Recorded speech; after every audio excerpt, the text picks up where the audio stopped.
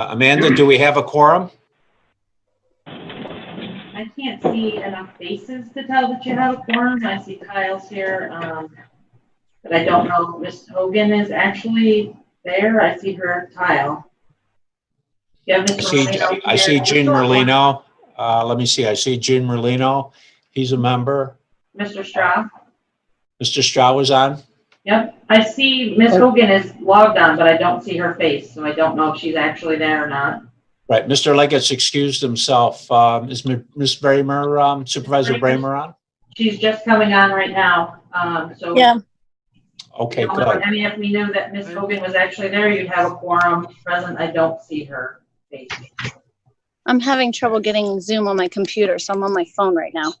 Okay, let's give Amanda, it's Dennis. I don't have any, I can see you guys, but it's blanked out my screen. Yeah, we can hear you, but we can't see you. Yeah, that was my point. I don't think that's on our end. I think you may have to turn on your camera. I went out and tried that, but I'll do it again. Amanda, can you hear me? Yes, I can. Okay, because I lost video and sound on my computer, so I'm on the phone now. Are you on the 824-8834 number? I am. Mm-hmm. Okay, thank you.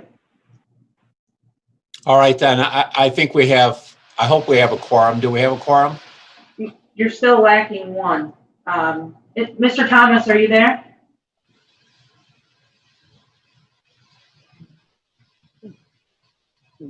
There we go. We can use the chairman to make quorum. Hello, John. Hi, Ron.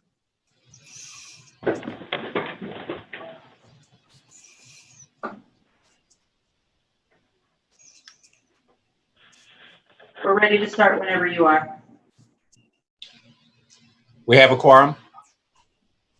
Yes, right now we're using the chairman to make quorum until Ms. Hogan comes on.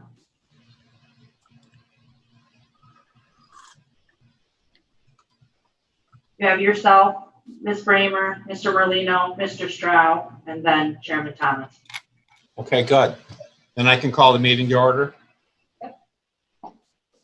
Good. All right, then I'll call the Public Works Committee meeting to order. You should have received the minutes of the previous meeting. Chair will entertain a motion to approve the minutes of the previous meeting. Ms. Bramer on the motion. On the second? I'll second. John Mr. Strauss. Strauss on the second. Any comments? There being none, are we ready for the question? All those in favor of approving the minutes signify by saying aye. Aye. Aye. Opposed? The minutes are carried. We should move right into our action agenda. Item number 2, request to amend the existing grant with New York State Department of Transportation. Kevin, what do we have here? This is typically one of our federal aid grants. We have some right-of-way work to do on County Route 50, which is South Johnsburg Road. Clark Patterson Lee is our consultant on that project, and this is to increase the grant, which is approved by DOT. And give me one moment, because I was actually had Parks and Rec up first. By $9,631. And the next three, the first 3 resolutions are all together. It's the amend the existing grant, increase the capital project for that amended grant, and then the increase for the work to be done by Clark Patterson Lee. So you're saying 2, 9, and 10 are related? That's correct. All righty. John, do you wish to amend your motion to include 2, 9, and 10? I'd like to make a motion to approve the request, the first 3 requests, which are labeled as page 2, 9, and 10, and we can consider them at one motion. Thank you. Now, who was on that second? I can't see you guys, but I'm on. All right. It was Claudia, was Supervisor Bramer the second on that motion? I did not have a second. Okay, then I see Gene Merlino raising his hand. All right, Gene will be the second on that motion to approve 2, 9, and 10. Now we'll have the further discussion on 2, 9, and 10. My apologies. Any further discussion? There being none, are we ready for the question? All those in favor of approving 2, 9, and 10 signify by saying aye. Aye. Opposed? 2, 9, and 10 are adopted. Item 15, to authorize the chairman to sign just compensation rationale for right-of-way acquisition for Hurricane Avenue over Finkel Brook. Chair will entertain a motion to bring this to the floor for discussion. So moved. Moved by Supervisor Bramer, second. I'll second. Second, Supervisor Hogan, how are you? And Kevin, what do we have here? So this is the county's consultant, Barton Lejudas, has completed appraisals of the property to be acquired as part of the Hurricane Avenue over Finkel Brook culvert replacement. So in order to make monetary offers and begin negotiations with the affected property owners, the chairman must approve the just compensations. If you go to page 16, you'll see the 1, 2, 3, 4, 5, 6 parcels, the 3 parcels, 6 maps, and you'll see the amount of the just compensations listed there. I believe one of them is $700 and the other 2 are $400 a piece. They're very small right-of-way takings.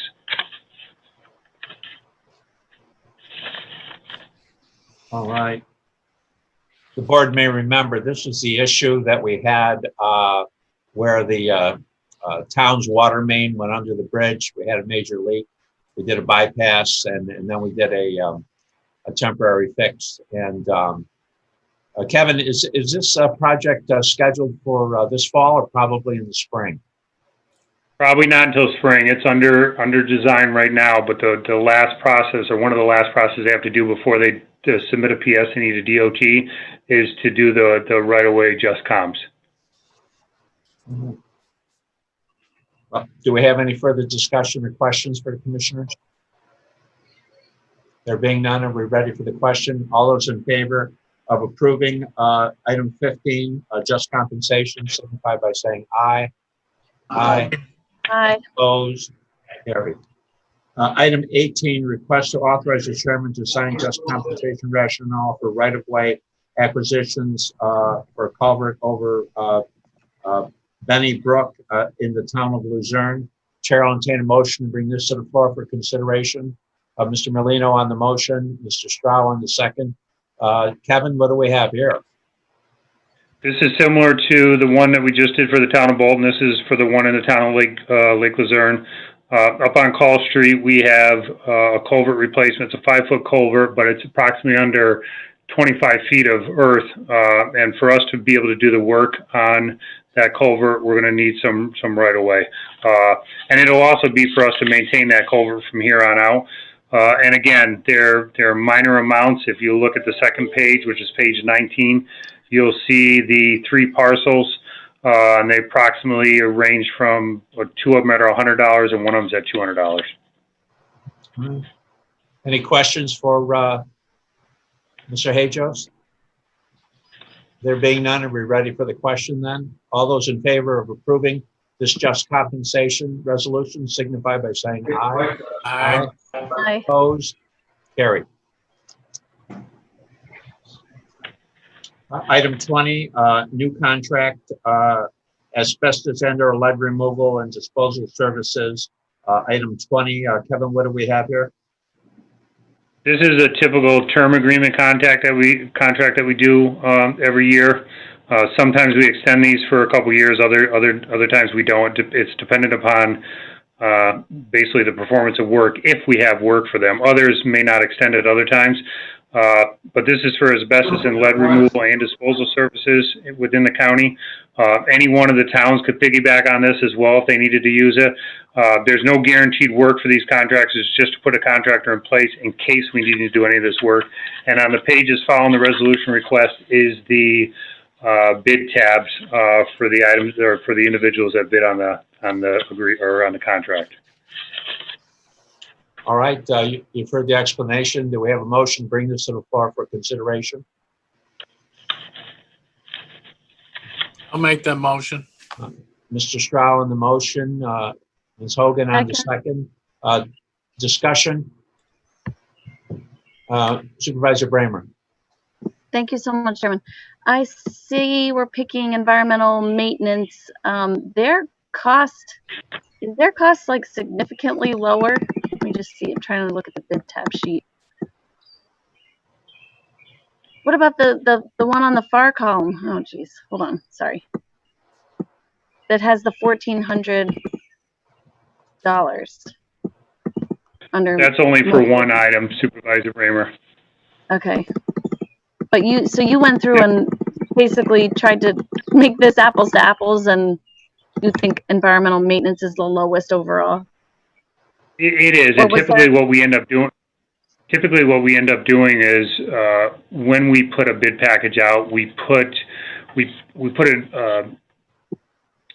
an explanation in there, and this is what we're going to bid on a typical project. These are the type of services that we would use. So we may put 4 hours for removal and disposal, maybe 2 hours for something to do with lead, and it's what we kind of historically had on typical projects. And then that's what they kind of bid on, so that's how we do the basis of our analysis, and environmental maintenance came in lower than everyone else. On those categories that we most often would use them for, you're saying? I'm sorry, could you say that? I didn't hear you. Oh, okay. On the categories of work that we would most often use them for, they were the lowest. Correct. Okay, all right, thank you. Any other questions for Kevin Hajos regarding this item? There being none, are we ready for the question? All those in favor of the item on the new contract for asbestos and/or lead removal and disposal services signify by saying aye. Aye. Opposed? Carried.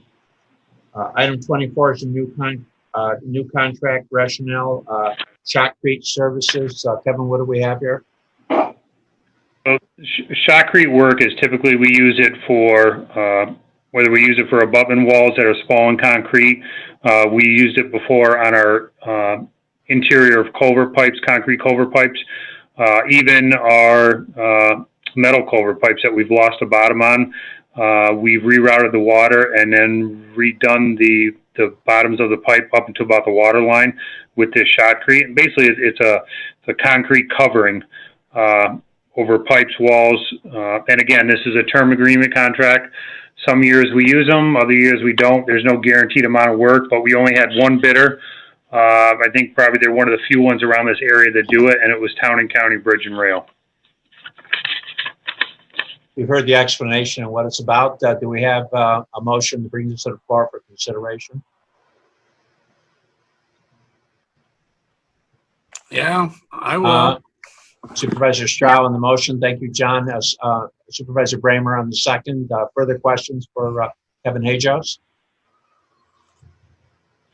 There being none, are we ready for the question? All those in favor of approving this shotcrete contract signify by saying aye. Aye. Aye. Opposed? Carried? Say that 3 times fast. All right, let's move on to item 26. A new contract, Rationale construction of Pinion Bridge over Northwest Bay Brook in the town of Bolton. Kevin, what is this? This is for the replacement of the bridge that we have in Northwest Bay Brook. Back in 2007, we replaced one of the bridges. We were going to do the other bridge in-house. We've even purchased a bridge to do it in-house. Problem is that we cannot get the dewatering on this site, and the county's not equipped to do this. So we put the project back out to bid, and we're awaiting bids. Actually, bids will be opened on Thursday, and we would award this to the lowest responsive bidder. The bridge that we did purchase for that, which is not currently working because of the dewatering issues that we have there, we are in discussions right now with the town of Bolton because they have 2 other bridges along Peyton Road that they are willing to, and Ron, you can correct me if I'm wrong, pay for that bridge exactly what the county paid for it. I think that's with of course the help of. I think that's generally. With of course. Yeah, no, I think if we can make good use of it, why wouldn't we? I think that we may even see some FEMA reimbursement on that. So if it helps the county Correct. out, why wouldn't we do it? Of course. We may need some help with the specifications for the work, but yeah. And we can do that. All right, you've heard the explanation. Any further questions? We ready to bring this to the floor? Have we brought this to the floor for consideration yet? No, I don't believe so. I will move it. I'll make the motion. Moved by Ms. Bramer, second by Supervisor Merlino. Thank you, Gene. Any further questions for Kevin Hajos? Supervisor Bramer. Thank you, Chairman. Kevin, how many bids have we received so far? I'm a little concerned about, you know, us not seeing anything at the committee level now. Can you speak to that? I can't say how many bids. Go ahead. Right, that's what we always do. I mean, we award to the lowest responsive bidder. I don't know. The only thing I can tell you is based on the bidders list that Julie has provided me, quite a few contractors have picked this up. So, with that being said, I'm assuming that we're going to see some pretty good bids. Furthermore, if this is above and beyond what I have in my county bridge fund, then we would not move forward with it. We would put it out to bid. But right now, it's to award the lowest responsive bidder. And if the money's, you know, if the money falls within my bridge fund, we're good. If it's not, then I will come back to committee and let them know. And we'll have to come back anyways and throw away all bids at that time.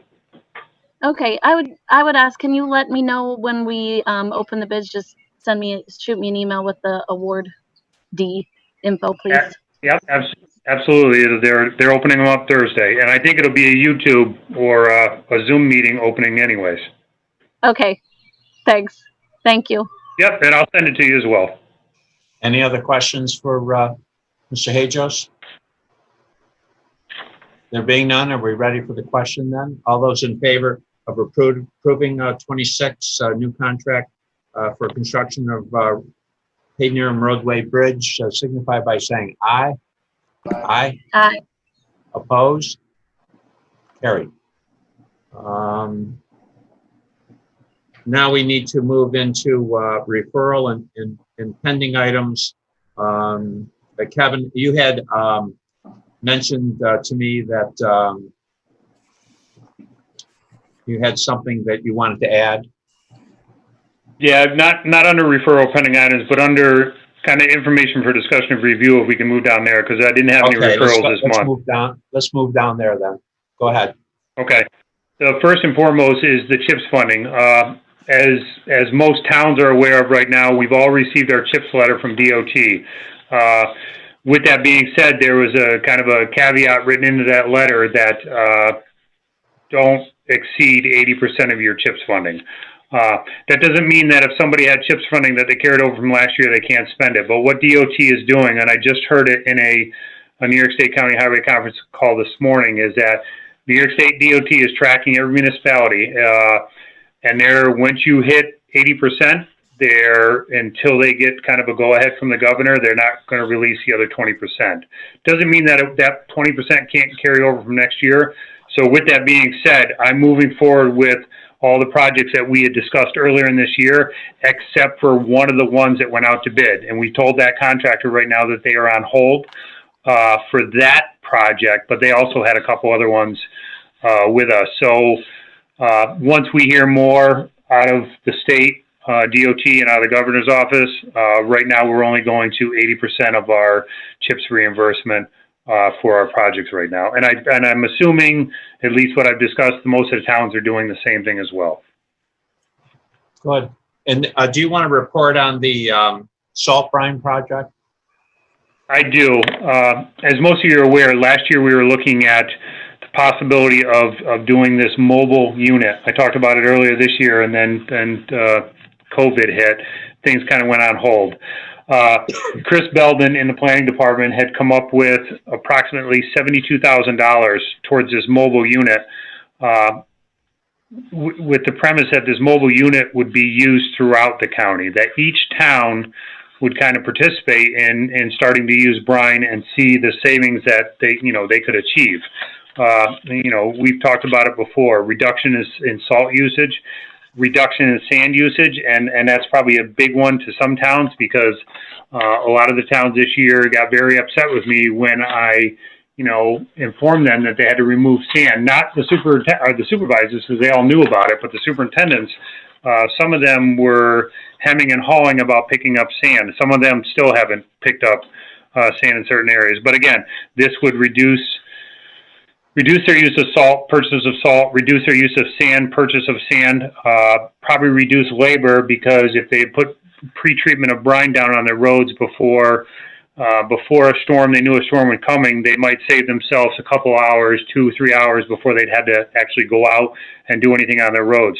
Again, it's better for our environment. It's always talking about, saving Lake George, but Lake George is not the only lake that we have in Warren County.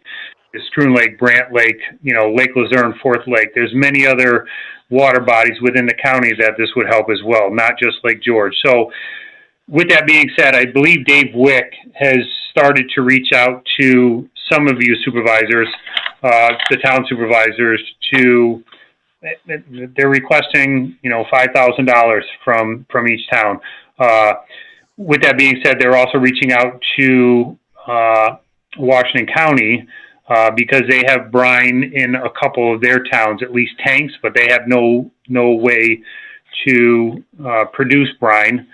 The brine manufacturer that we were getting it from last year is probably going to increase his price threefold this year. He only kept the price from the previous provider because he took over the business, but we've already had indications this year that it would be double or possibly triple for him because just transportation costs are significant.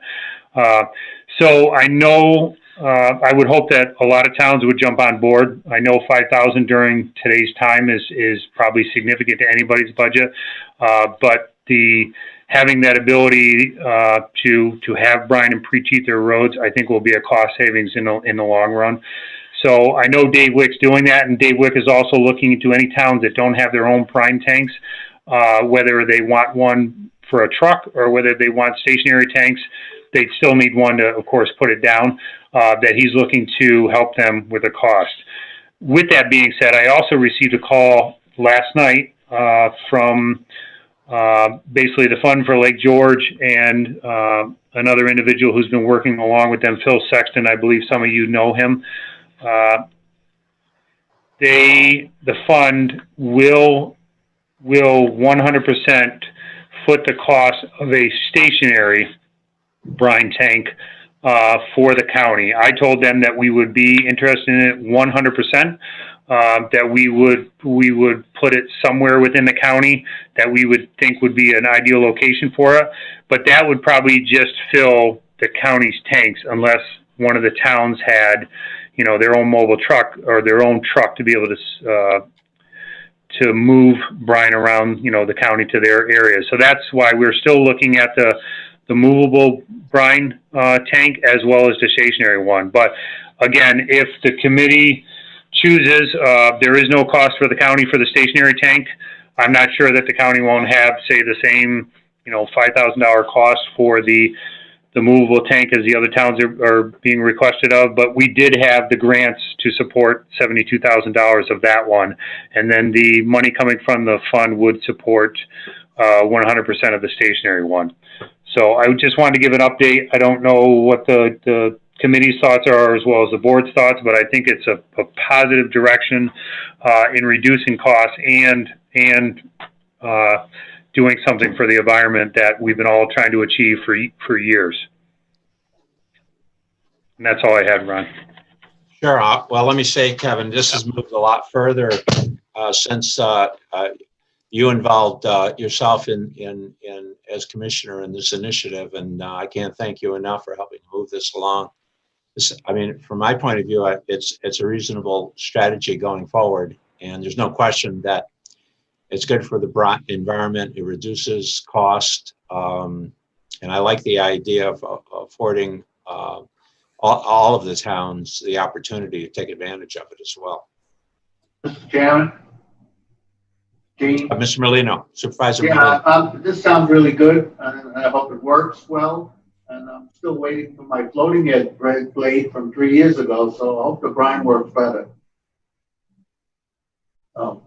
I'd like to work with you, Kevin, on it and get it going to help the town. Good. And we can get you that tank as well. As I said, Dave Wick is working on, possibility of other funding sources that they can purchase, or maybe a small fee to the towns. And a town like yours, Gene, may not need the 3,000 to 9,000 gallon tanks that some other places have. We have 9,000 at our Tony Pit up here. A lot of the smaller towns don't need that, and they're better off probably getting a tank on their vehicles. Like Ron, I believe you can tell me differently, but I believe your F-550 has a tank in the back that you guys use on all your town roads. That's correct. You're correct. Yep. Thank you, Kevin. We'll look into this for you. Yeah, and I think at the appropriate time, Kevin, I think a letter should go from the chairman to the Fund for Lake George, thanking them for the financial donation. Absolutely. Yep, absolutely. All right. Thank you for that report. If we could move back up under pending items, I had mentioned at the last meeting to the committee that I would take a look at the contract that we have with Safari for the fairgrounds in Warrensburg. Basically, it's a term contract. The request came through 2022. They're supposed to pay us half by June 12th, and then the other half by August 8th.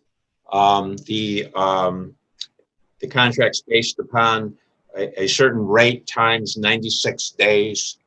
The request that came in from Safari was for us to waive the fees for 2020. And I believe, Kevin, they asked for 2 years to be put on the lease agreement. That's correct. And with no dollar amount represented for those additional 2 years. So my review would lead me to believe we have one of two options. One, we can approve the request with the extension request. We can approve the request without the extension request, and we can deny the request and frankly terminate the lease would be my sense of it. In any event, Kevin or Mary, if you want to expand on what I've had to say, but it would appear to me it's straightforward term lease based on a certain number of days. It really doesn't relate to occupancy at all. And that's pretty much it. I don't know, Kevin, do you want to add anything? No, I was just going to say you're correct, Ron, in that. And I guess I guess my recommendation would be they came to us back in May requesting for this extension. I guess my recommendation would be to not extend, to terminate their contract. And then if it's the pleasure of the committee, what we could do is put it out for an RFP again late this fall, early winter, and see if we get any takers, and it could be, Adirondack Safari again, to use it for years to come out. Because once we terminate the contract, the rest of their contract for any extensions or whatever else would be through. Maybe I would ask the attorney at this stage to, in terms of the second option and the recommendation to terminate, my reading of the contract is that we can terminate for cause. There may be some other language in it as well, but is Mary on the line? Chairman, this is Ryan Dickey from. Hi, Ryan. How are you? Good. Do you have any thoughts regarding the recommendation of Commissioner Hajos? Robert from our office is typically handling this agreement. However, Section 18 of the agreement does indicate that we can terminate this agreement for cause upon 30 days written notice. So it doesn't provide any other additional language to that respect. Would Question. tell you, Supervisor Stroud. Thank you. Yeah, in the days of COVID-19 and with the, the liberal nature that we're supposed to pursue, given we're all trying to deal with COVID-19, we see, renters not having to pay their rent. We see mortgage payments not having to be made. Here we have a contract that the argument's going to be made had to be violated because New York State forced them to because of COVID compliance. I can see where that could be an issue if they want to pursue that. Supervisor, it's my understanding, I don't see a force majeure clause in here, and I don't see, I know that several of the executive orders that came out of the governor's office specifically spoke to rent and mortgage payments and things like that, which we don't specifically have in this instance. Well, what they did speak to was prohibiting camping. They did. It wasn't their own fault or their own reason. The New York State prohibited camping up to a certain point and even limited that thereafter. So the argument can be made that their relationship with the county and what they wanted to do has been not possible, but not through their own efforts. It's because the state prohibited camping. So I'm just wondering if nullifying the contract based on what? Based on things that were beyond their control is the wisest thing to do. Further discussion?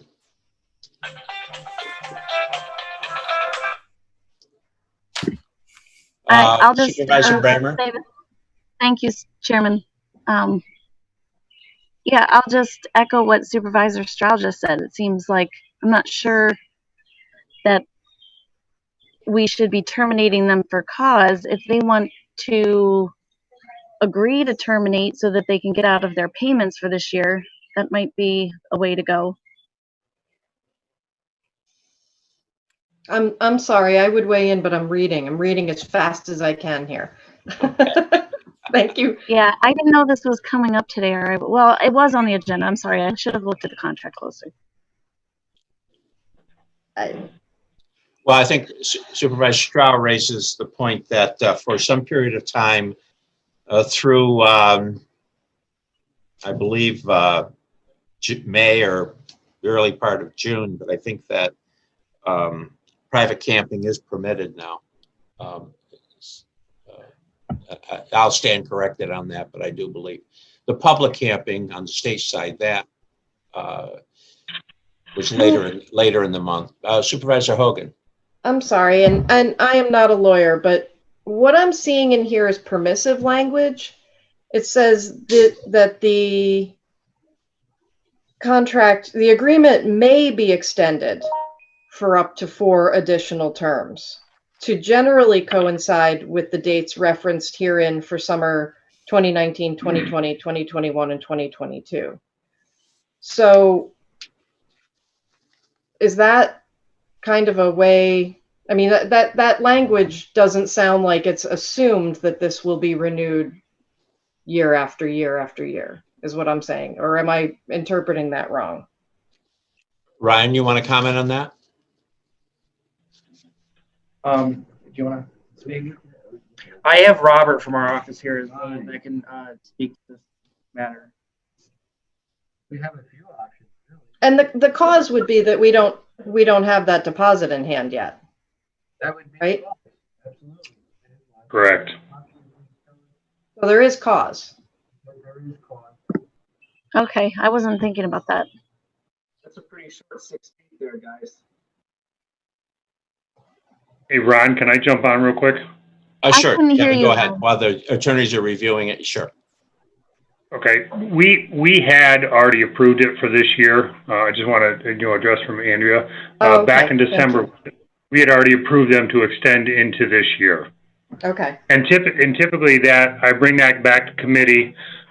We discuss if there was any issues or anything, and then with the committee and kind of my recommendation, we state whether or not we want to redo it for another year. But we have to come back every year and renew it, even though it But we states in did that. here.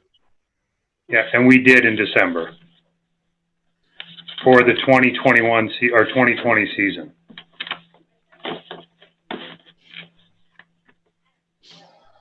But it does, we have give not them, it does give them a certain exclusivity going forward. Now, as we agree to renew, but you're renewing with them under the terms of the lease. Oh, yeah. You have the right to use it. Thanks, Kevin. You're welcome. Ron, Did I hear someone? Dennis Is that Supervisor Stroud? Dickinson. No, Dennis, Oh, Supervisor Dickinson. Dennis laptop.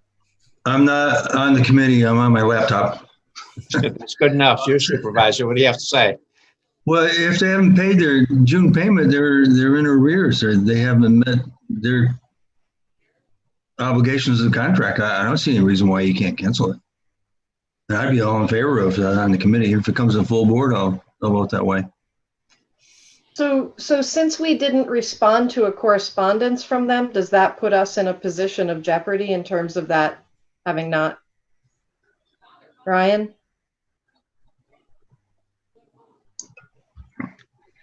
Yeah, I don't think that puts us into a yeah.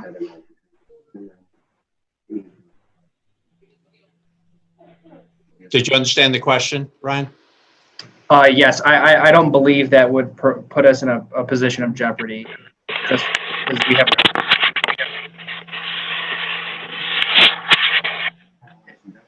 In fact, I think they said something about the payment of the June 12th would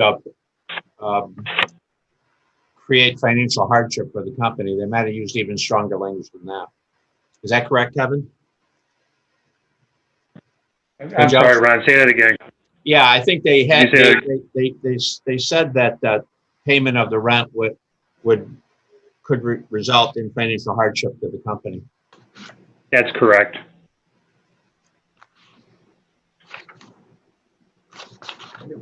As part of the email they sent that they want to do to not occupy the property this year was that, and I'll go back to what John Strauss said. They were unsure what was going to take place. They were down at the time 90% of their rentals, which is approximately for them about a $75,000 startup. And then they use those deposits from those rentals to kind of get themselves going. And since everything was unclear or unsure what was going to take place, that's why they wanted to back out of the contract or back out for this year.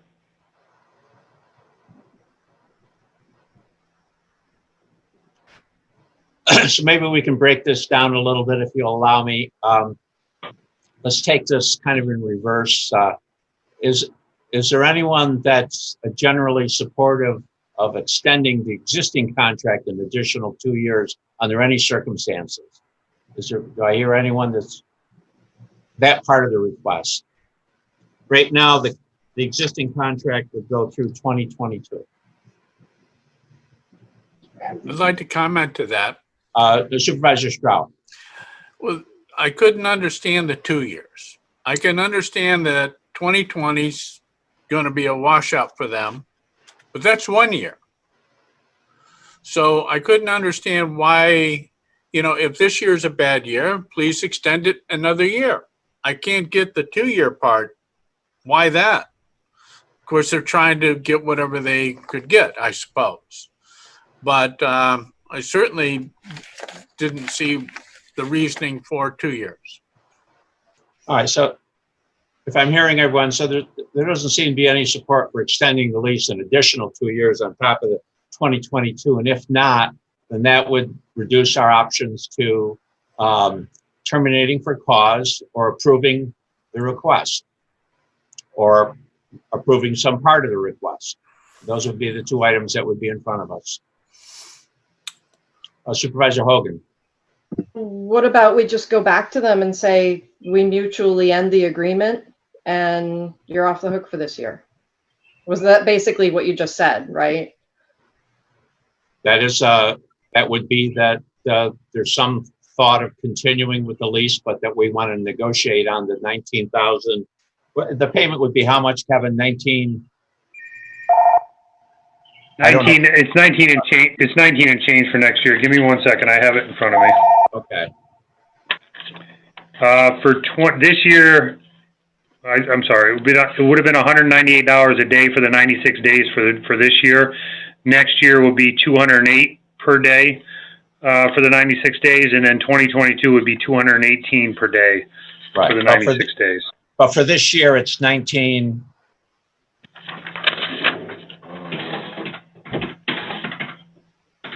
Well, it would be the 198 times 96, correct? $19,080. Okay, $19,080. Supervisor Hogan. Do we even have to say that? Couldn't we just say we'd like to mutually end this agreement and you know, and move forward, and in return, you know, you don't owe us anything? Well, that would be the I would assume that would be if we terminated for cause. I don't know if the legal term is without prejudice, but if somebody else could chime in. But basically, if we were to rebid this in the future, they could bid on it. Right, absolutely. But why tie any of the language of termination to renegotiating or anything? Why not just we're kind of done? Supervisor Bramer, did I see your hand? Yeah.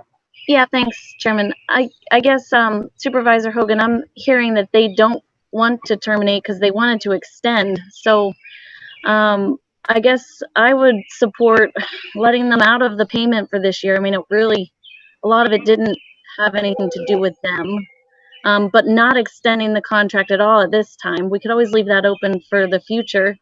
But I would ask Kevin, you know, if we're going to let them out of the payment for this year, is there anybody else who wants to get in there and use those grounds? Let's make sure that we can do that for the rest of what's left of 2020 in exchange for letting Safari out of the 2020 payment. Yeah, I mean, I could touch base on it. I guess we've jumped into kind of Parks and Rec. That's what Rhonda jumped into. I was going to talk about that a little bit because we've had, not that it's a significant amount of time, but Ed Zibro from the Warrensburg Bike Rally is still interested in using the fairgrounds about the same time that Americade is here, if it even happens. So there is one opportunity to get some type of, revenue from the fairgrounds. I can tell you, and I think that's one of the things that Ryan and I are going to discuss this year is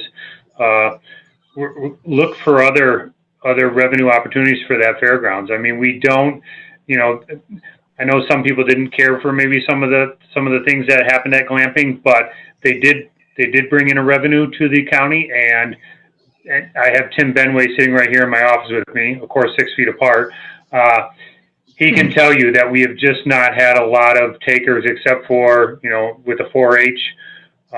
But we used to have the reenactments out there and things like that, and they don't even come up there anymore.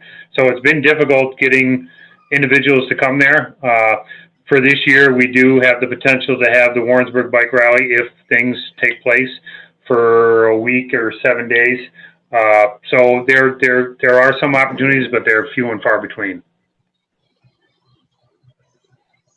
Okay, but I still think we should leave our door open there. If glamping is not there, let's use it for whatever. Right, if I understand the discussion, it's that the point that's being made is that if we are not going to, if we're going to waive the payment for 2020, they certainly should not have any kind of encumbrance on our property for that period of time. We should be free to utilize the property as we see fit for 2020, for the balance of 2020. Is that correct? Yeah. And, but I just want to make sure about one thing. It was stated that we have the ability to approve each year this contract going forward, and I don't believe that,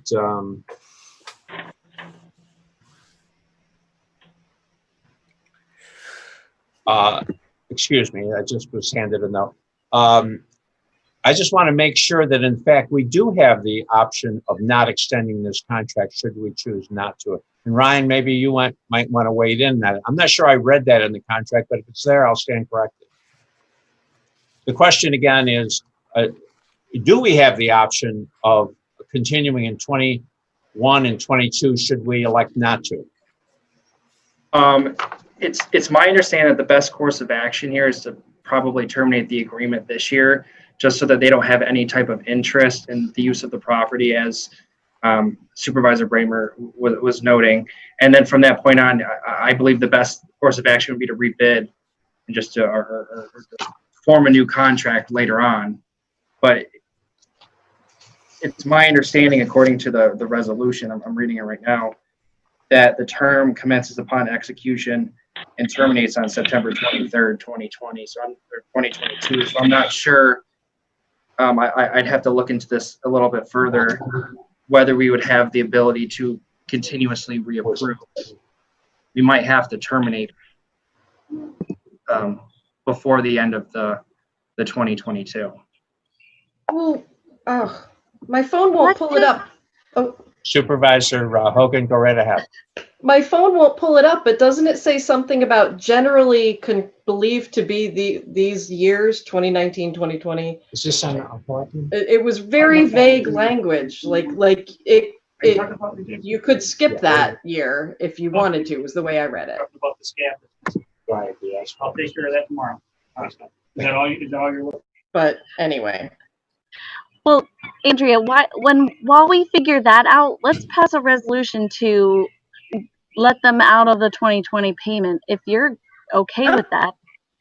Absolutely. Okay. And let them out of that, but give us the right to use the property how we want to for the remainder of 2020. And then we can figure out if we need to formally terminate or what before the end of 2020's term, September, whatever, 2020 or 2022, whatever it is. Let's give them some clarity and give us the freedom to do what we want. I agree with you, but I think Ryan was just saying that he didn't feel that was the way to do it. Yeah, but I do feel a little bit concerned about just terminating it on them without having gone back to them. Can we do that between now and the next committee meeting is what I'm thinking. I share your concerns. What our office can do is we can look into the matter more and provide you with a detailed understanding of what we can do by the next meeting. If that makes you guys feel a little bit more secure about the issue. Do we want to at least offer? I'm sorry. Well, I think that if the committee's contemplating waiving the fee for this year, that if there is not a provision within the agreement that states that we have the ability to approve 21 and 22, that we ask that they incorporate that into the existing agreement so that we will waive the requirement for fee this year, but we want the right to revisit this in 21 and 22. Am I hearing that correctly? Is that a reasonable compromise? Supervisor Bramer? Yeah. Supervisor Hogan? Yeah.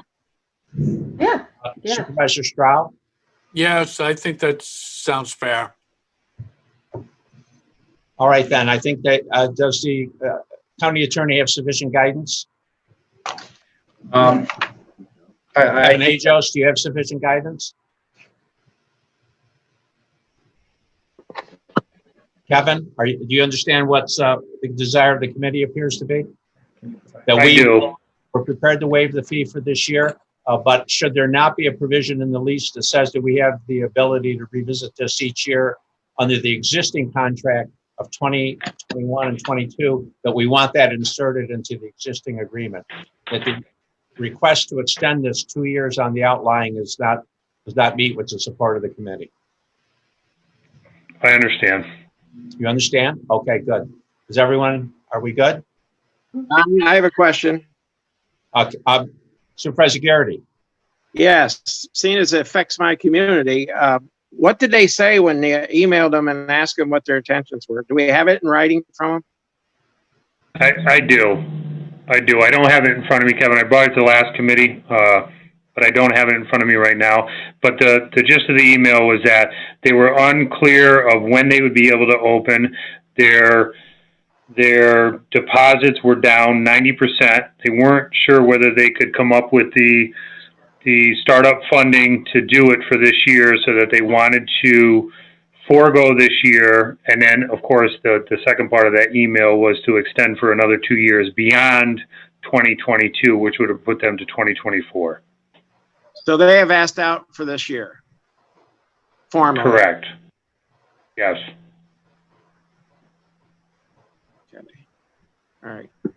All right, All right, so does everyone understand the guidance that we've given to the attorney, which is basically we're prepared to waive for this year, but we want the ability to revisit this in the 2 remaining years Yes, sir. in exchange for that. Are we good with that? So does that mean you're not going to renew, the contract won't automatically renew if we waive it? Well, I think, no, it requires the, I would assume it would require the agreement of both parties. They have the ability to, they have the ability to cancel for cause. So we only have, my reading of it, we only have the ability to cancel this for cause. This would allow us, for any reason, cancel with a 30 days notice. Okay, what about anybody else using the property the rest of the year? Is that clear as mud? No, that's, as far as I'm concerned, they have to also relinquish any encumbrance they have on the property through 2020. So we're yes, going to get that that should right. definitely, yes. So if there are other Okay. people that want to lease the property, That's Kevin, a cool thing if somebody gets both of them. they have the right. No. We'll see. All right, good. I don't think we need a motion on that just yet, because we don't really have an actionable item. They've got to get back to us. So let's move forward with that guidance, and let's see how it goes. Any other matters to come before the DPW committee? We do. We haven't even touched on the Parks and Rec agenda yet. We kind of hit on it there, but we jumped from Public Works over to Parks and Rec. Okay, Kevin, with all these papers in front of me, go ahead. Why don't you lead off with Parks and Rec? Okay, so we didn't have any action or agenda items or new business. We had referral under pending items, which I think after today we can probably remove. That states that Mr. Moore was to contact Revolution Rail and the contractor selected to make washout repairs to Warren County Railroad to determine whether bids can be held over and see what plans are. The contractor has already started work. The contractor has cleared all the trees throughout our entire line. They spent the better part of last week clearing the trees out. They are mobilizing their repair equipment, which was supposed to be in today, but they got held up on a railroad that they're working on in Boston. So the equipment will be in tomorrow, and they will start making repairs as of Thursday. We don't expect it to be that long. Within 2 weeks, they will be completed with all their work, and they should be done and out of there. And with that being said, the reason for clearing the trees onto the rest of the track throughout, Mike Kelly's been pestering me once a week to remove his equipment out of there, which is good for us that he's willing to get it out of there as quick as possible as soon as we get the repairs done. So we had to remove all those trees so he could get his equipment out. We had the contractor only do probably about a 20-foot swath through that area, just enough so he can get his engine and his coach car out of there. So once the contractor is complete, Mr. Kelly will have, I believe, 7 days from that point to get 7 to 10 days to get his equipment out of there. Excellent. Anything else? The next item under referral and pending items was what we just talked about, which was Adirondack Safari. Adding on to that was the question that came up is whether or not we would approve Mr. Zibro to use the property for the Warrensburg Bike Rally. I think, if everybody's on board with it and Adirondack Safari is not going to be there, if there is a Warrensburg Bike Rally, Mr. Zibro would be looking to use that facility for that.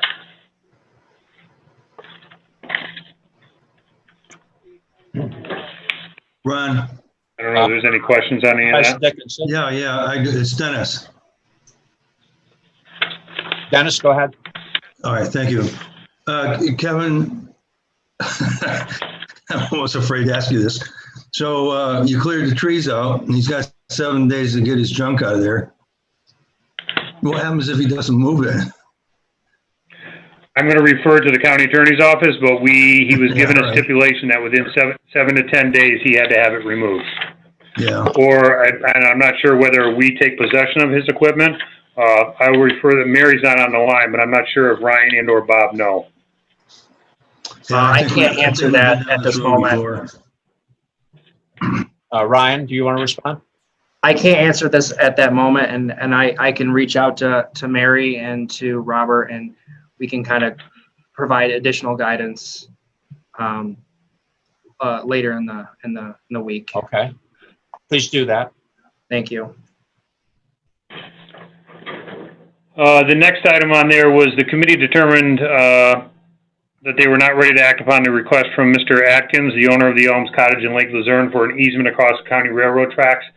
I was requested to check with the Surface Transportation Board whether or not they had authority over such crossings. They do not. Who has authority over such crossings as that is New York State DOT. And there's a whole process to go through, and they will take it actually to a hearing with a judge to determine whether or not the access is approved or not. So there's a significant process to go through. It would be Mr. Atkins making his request. We would provide that information through DOT. DOT would have basically a public kind of hearing on it, or a hearing, not a public hearing, but a hearing on it with a judge, and he would make the determination whether or not that would be an approved crossing. Okay, thank So you. I don't know what more the committee would like me to do. If you'd like me to pass this on, it's a significant amount of work on Mr. Atkins, kind of on his request. We could assist him along the way as far as in the hearing, a 2-year process to get through it. Does this process apply to both active and inactive corridors? Well, we may say that ours is an inactive corridor, but it's still a live line according to DOT. Right. What I'm saying is, so their review takes place on live lines. Okay. That's correct. Now, if something ever changes on our line, we would probably revisit that. I'd have to go back to them. I didn't necessarily ask that question. I asked the question basically of, it's considered a live rail right now, even if there isn't any operations on it, and they have the jurisdiction over that. If only it were abandoned. Supervisor Dickinson. Kevin, does he have access to his property from any place else if he can't get across the railroad? Supervisor Dickinson, he actually doesn't own the property yet. He was looking to purchase the property so he could do ATV kind of trails up through there as part of his business, but he has not purchased the property. He had just put in a request of looking to what the requirements would be. So let's assume he owned it. I'll go back to my question. Is that his only point of access across the railroad track? Yeah, that's the only access that they have to that property. I talked about this last committee that we had. There is probably over 100 landlocked properties on the other side of our rail that somebody may own them, but they have no access to them. They may be able to come through somebody else's property through an easement, but for them to come across our rail lines, they would have to go through this process. Right. Okay, thank you. You're welcome. Yep. Anyone else? Kevin, anything else? No, I think that's it. I was going to have, Tim's here with me right now. We were going to talk about next month, we will be coming back to committee regarding the railroad budget. I think most of you are aware we had only budgeted for 6 months out of the year because we did not know whether or not we were going to have a contract into this coming year with an operator. So I had asked Betsy to run some numbers. I think for electricity, she said we were short probably about $4,200 for this year, and then for water, sewer, and taxes, we'd be short about $9,200 for a total of $13,800. So I guess what I would propose coming back to committee next month, I'm not looking for a request this month, but I would propose next month that we would take the revenue that we're getting from RevRail and use that to cover the cost of the electricity and water and sewer and taxes for the rest of this year. But again, I'm not looking for an approval right now. I wanted to kind of give everybody a heads up. Tim, is there anything to add? No, okay. And that's all I had. Okay. Any further questions, Supervisor Hogan? Thank you. I just wanted to give everybody a update. The Cornell Cooperative Extension Board met last night, and they are hoping to move ahead with a youth fair this year on the county fairgrounds, and I think that formal request will be coming through in the near future. They are taking safety very, very seriously. I mean, these are people who aren't really in the business of jeopardizing our children on a regular basis. So they are being very thoughtful in how they're planning this, and they are hoping that the board will support them continuing to plan something in early August for the benefit of our kids. So that'll be coming.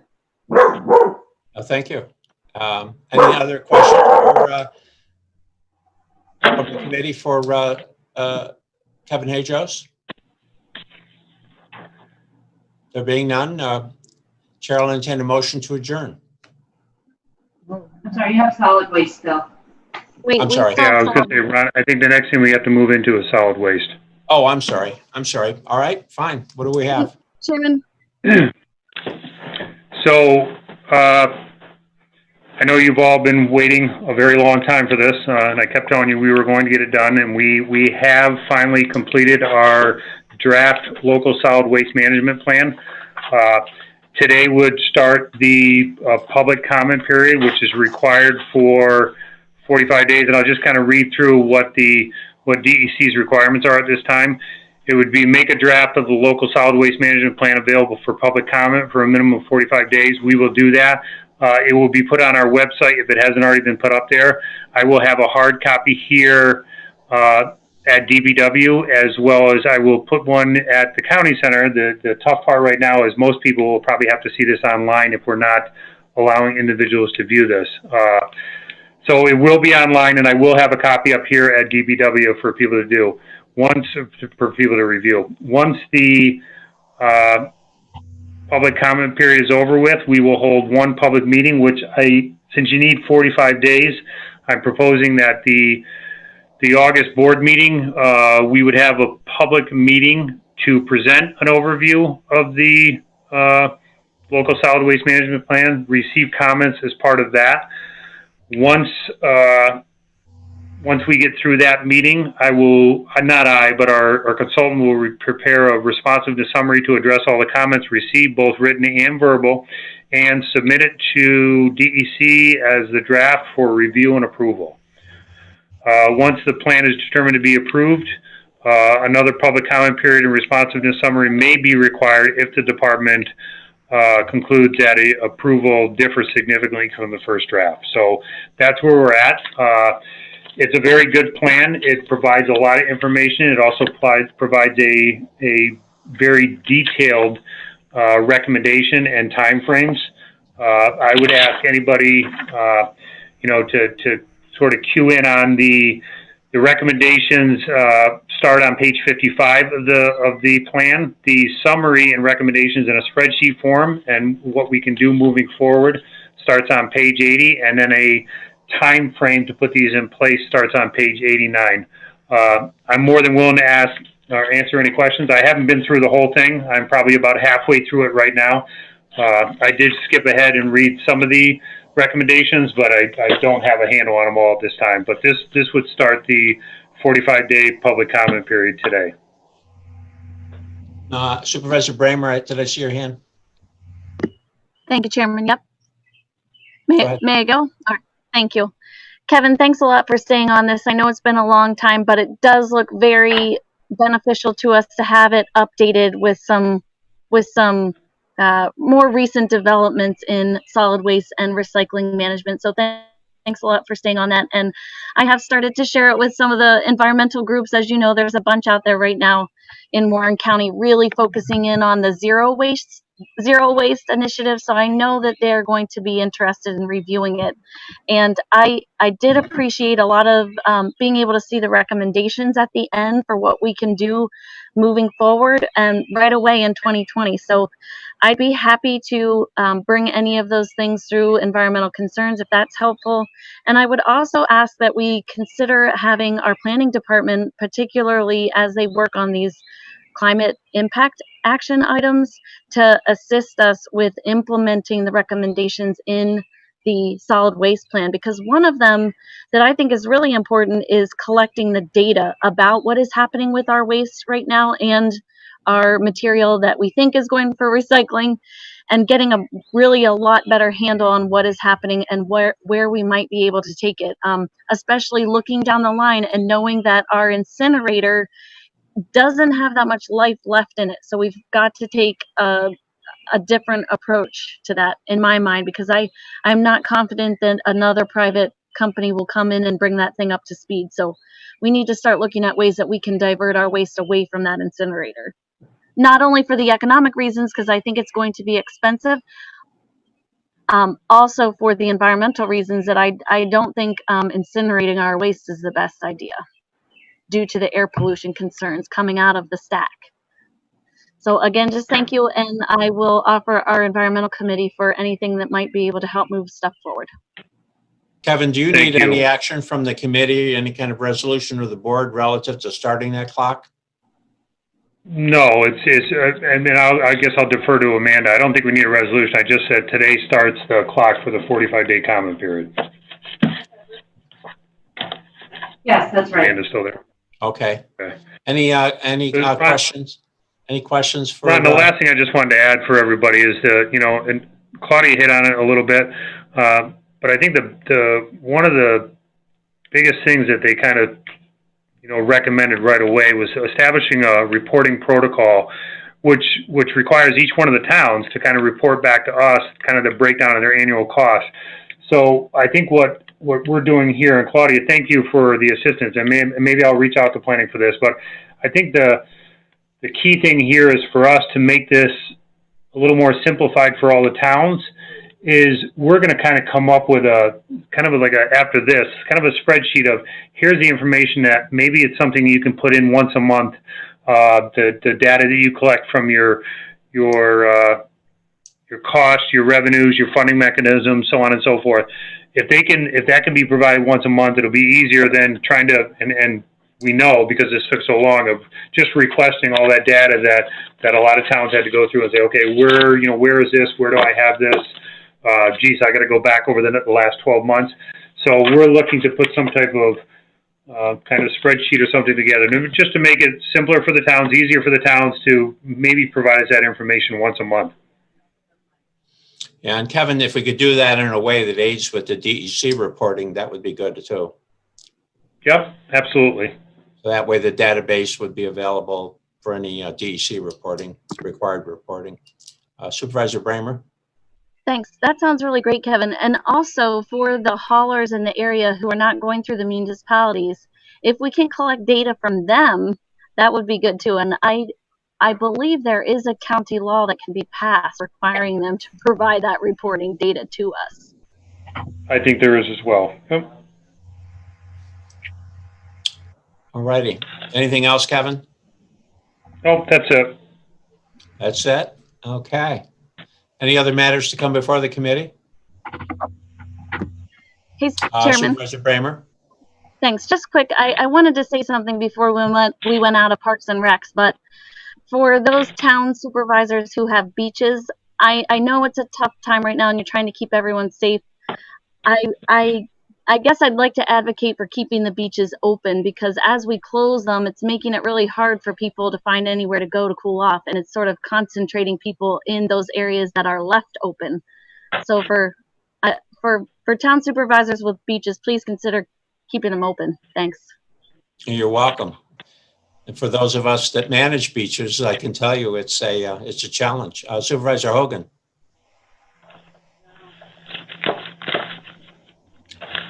I'm sorry, the sound is off, Andrea. Could somebody turn Andrea's sound? I think you're going to get a little bit of lawnmower in the background, but our beach is open. Come on up. There's nobody there. Okay, thanks. I know Bolton is open too. I'm hearing from some of my friends that other places are closed, and veterans, not veterans, I'm sorry.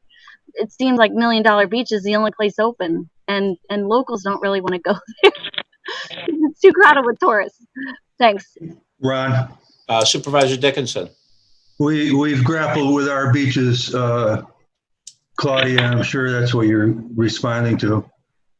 We have 3. We have 2 town beaches, plus we manage the Shepherd Park Beach in the village. It is not physically possible for us to open Usher's Park Beach. It's very small, and meet any of the requirements of the state for social distancing. So that's a no-brainer. We've gone around and around and around with Jacobs Beach, which is the one in Diamond Point. It has a large, relatively speaking, large landmass and small beach, but you can get 95 people in the facility.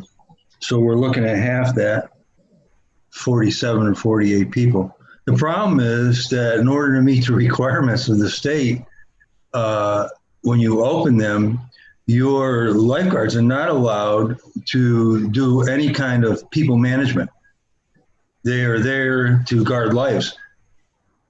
So if the beach requires 2 lifeguards, it also requires 2 people to man the gates in and out to keep the numbers. So you've now doubled the cost to open the beach. Yeah. So that's the issue we're grappling with. I'll be quite frank with you, diametrically opposed to opening either Usher's or Diamond. The vote at the town board was 4-1. So I'm in the back seat on that one, but yeah, it costs us $90,000 to open Jacobs Beach for the summer. Shepherd's Park's going to be open. The mayor has spent like $18,000 to put up a fence so we can control the crowds.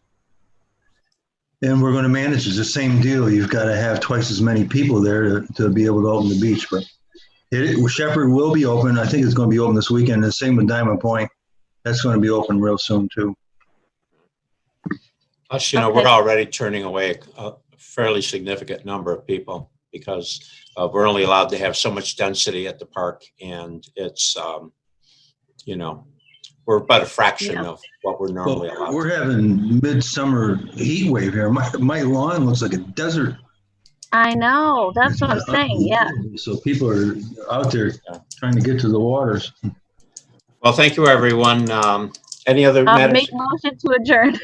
Okay, thank you, Claudia. A motion to adjourn. I see a big smile from Supervisor Hogan. Is that a second? There's a second. Okay, very good, everyone. All those in favor of adjourning signify by saying aye. Aye. Opposed? We are adjourned. Thank you, everyone. Bye-bye.